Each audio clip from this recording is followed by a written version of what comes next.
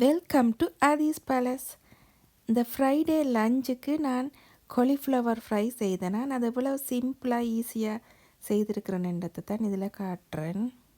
Cauliflower பொரிச்சு எடுக்கிறதுக்கு நான் எல்லாத்தையும் எடுப்பேன். நீங்கள் பாருங்க, இந்த பெரிய அடித்தண்டுகளை மட்டும் கழிச்சிட்டு மற்ற எல்லாத்தையும் எடுத்துருக்கிறேன். எடுத்து இப்படி குட்டி குட்டியாக வெட்டி வச்சிருக்கிறேன். இங்கே பாருங்க, இலைகளை கூட போட்டு எடுத்துருக்கிறேன். இப்படி சின்ன சின்ன வெட்டினா தான் டேஸ்ட். இப்படி எல்லாம் வெட்டி எடுத்துட்டு இப்போ பாருங்க, இதுக்கு நான் வச்சிருக்கிற கடலைமா தான் நிறைய வச்சிருக்கிறேன். கடலைமா போடுறேன். அதுக்கிடையில் கொஞ்சமாக இது அரிசிமா கொஞ்சம் போடுறேன். இதுக்குள்ளேயே போடுறேன். கடலைமாவும் கொஞ்சம் போடுறேன். ஆக ரொம்ப தேவையில் அப்புறம் தேவைப்பட்டால் திருப்பி போடலாம். இவ்வளவும் காணும். இந்த காலிஃப்ளவர் நான் பெருசாக கறிகளுக்கு வாங்குறேன். இப்படி எப்போவாது இடக்கிட சூப் செய்கிறதுக்கு அப்படித்தான் வாங்குவேன். ஏனென்றா இதில் சரியான கேஸ் இருக்குது, டக்கண்டு வயிறு ஊதிடும். அதுக்காக நான் ஒரு பூடு உள்ளி எடுத்து அப்படியே சட்டியோட போட்டிருக்கிறேன். அதையும் சேர்க்குறேன். தேவையான அளவு உப்பு போடுறேன்.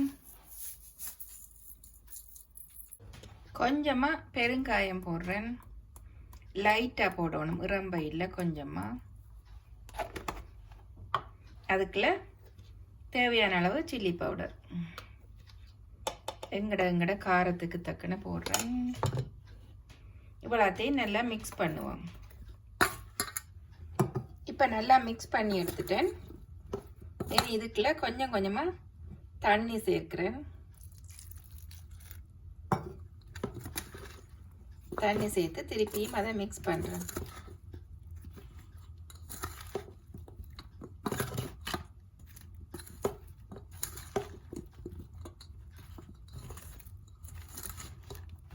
இப்போ பார்த்தீங்களோ, கொஞ்சம் கொஞ்சமாக தண்ணி சேர்த்து ஃபுல்லாக அந்த காலிஃப்ளவரில் பிடிக்கிற அளவுக்கு மிக்ஸ் பண்ணி எடுத்துட்டேன். இனி இப்படியே இவர் கொஞ்சம் ஊறினா நல்லது. ஒரு 10 மினிட்ஸுக்கு விட்டுட்டு ஒரு 5-10 மினிட்ஸில் நாங்கள் எண்ணெய் கொதித்து வர சரியாக வரும். இப்போ எண்ணெய் கொதிச்சிட்டுதுன்னு நினைக்கிறேன். எதுக்கு முறுக்கா டேஸ்ட் பண்ணி பார்ப்போம். ஓ, கொதிச்சிட்டுது, போடலாம். இனி இப்போ பாருங்க, பிரட்டி வச்சிருக்கிறத அப்படியே எடுத்து கொஞ்சம் கொஞ்சமாக போடுறேன்.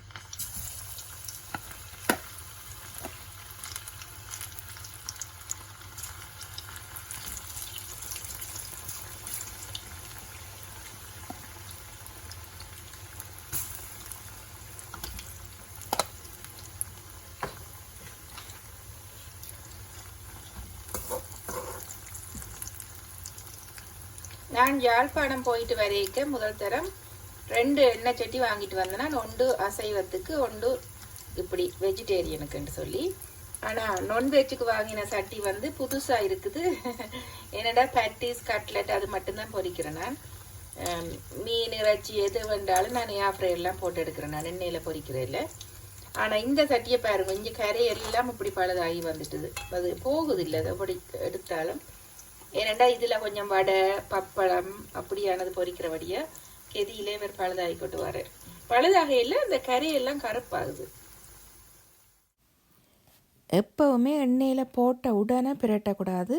உடனே பிரட்டினா அந்த மா கலண்டு தனித்தனியாக வந்துடும். அதால் ஒரு காப்பதம் பொரிஞ்ச பிறகுதான் இப்படி பிரித்து பிரித்து விடணும்.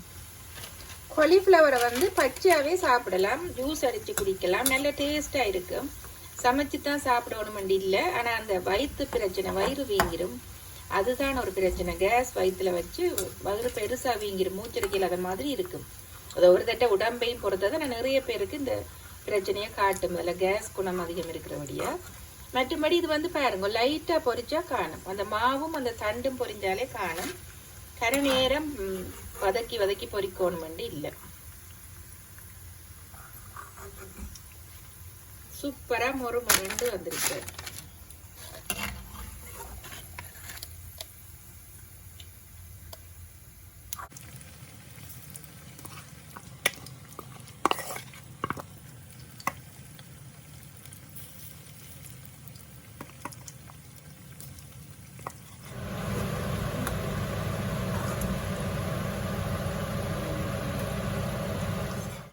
மொறுமொறுப்பான காலிஃப்ளவர் ஃப்ரை ரெடி ஆயிட்டுது.